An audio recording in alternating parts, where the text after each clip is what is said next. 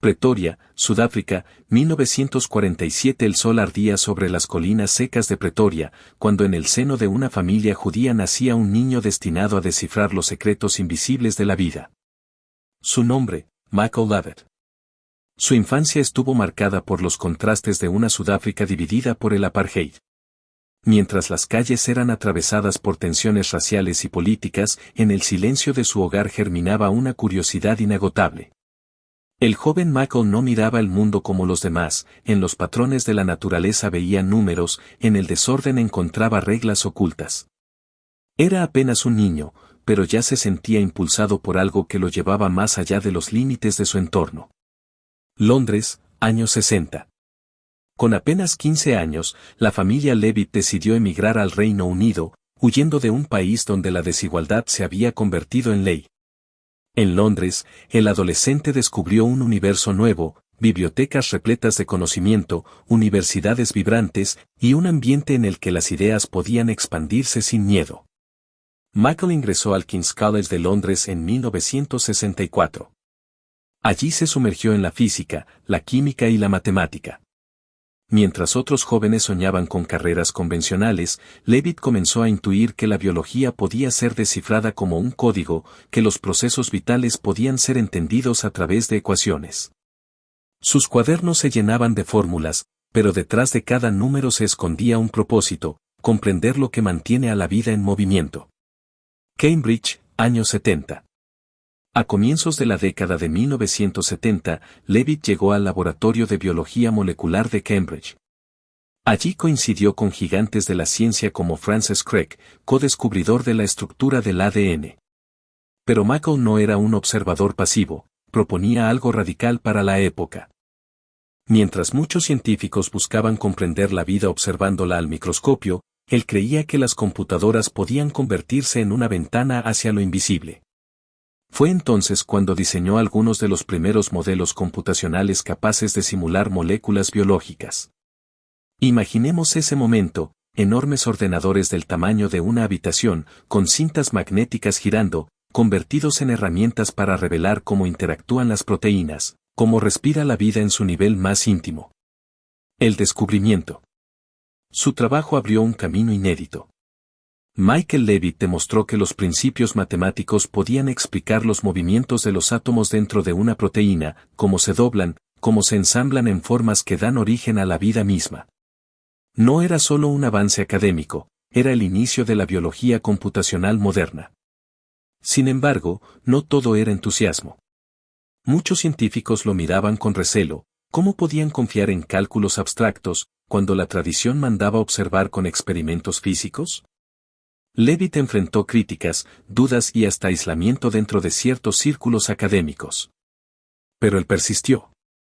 Sabía que estaba sembrando un terreno fértil para el futuro de la ciencia.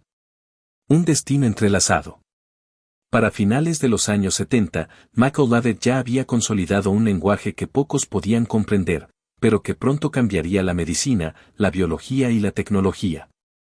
Sus simulaciones predecían lo que tardaría décadas en confirmarse en el laboratorio. Sin embargo, lo que aún no sabía era que ese trabajo, aparentemente solitario, lo llevaría a compartir un reconocimiento reservado a unos pocos, el Premio Nobel de Química. Pero, antes de llegar a ese momento de gloria, la vida lo empujaría a nuevas fronteras.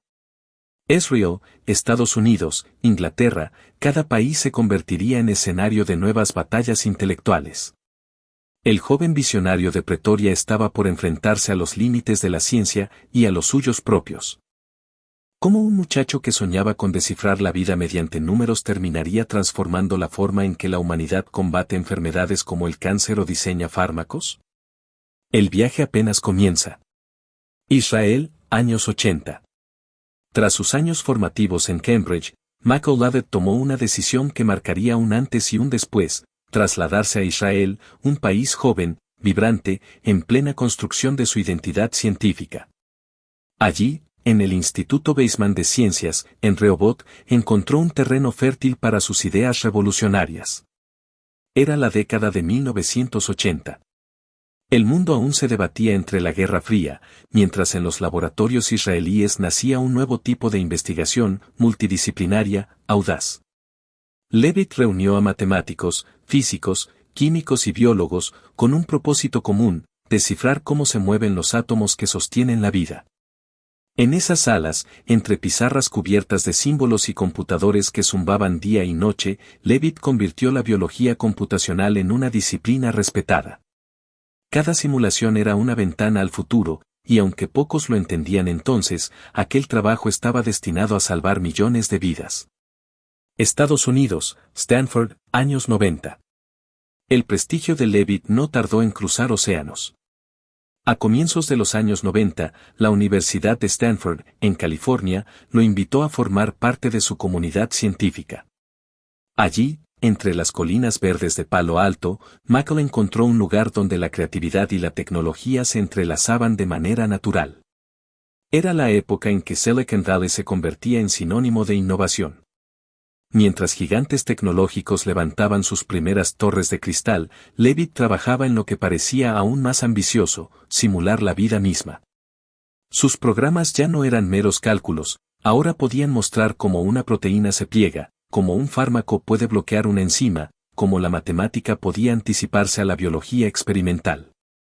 Estamos viendo el futuro antes de que exista, solía decir con serenidad, frente a pizarras repletas de ecuaciones imposibles.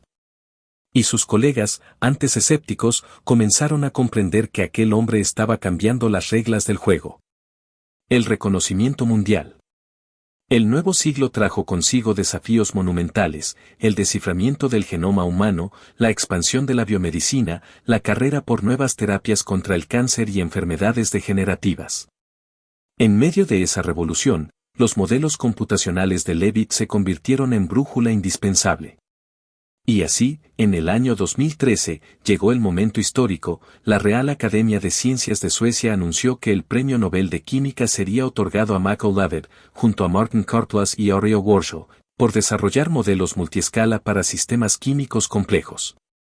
Era la confirmación oficial de una vida dedicada a un sueño improbable: demostrar que la vida puede ser leída como un código matemático. Las imágenes de Estocolmo mostraban a un Leavitt sereno, vestido con sobriedad, mientras recibía la medalla dorada. No sonrió con euforia, su mirada parecía decir que aquello era solo un paso más en un camino mucho más largo. Crisis y controversias. Pero el éxito nunca es absoluto.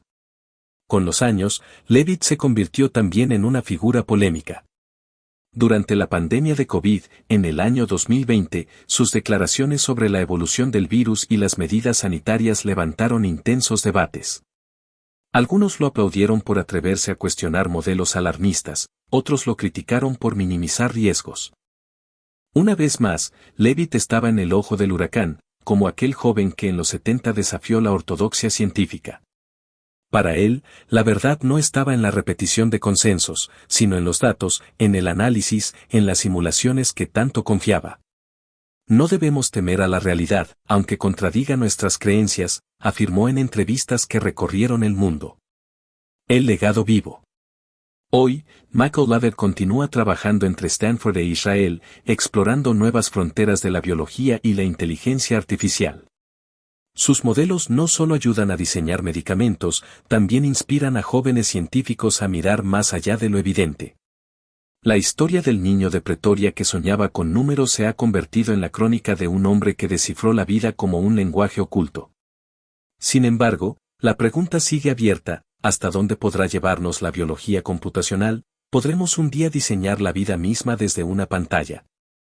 Michael Leavitt, con la serenidad que lo caracteriza, no ofrece respuestas definitivas, pero sus cálculos, sus algoritmos y su visión ya están escribiendo el futuro. En un mundo donde la biología y la tecnología se entrelazan cada vez más, ¿será el legado de Michael Leavitt la llave para crear nuevas formas de vida, o para redibujar los límites de lo humano?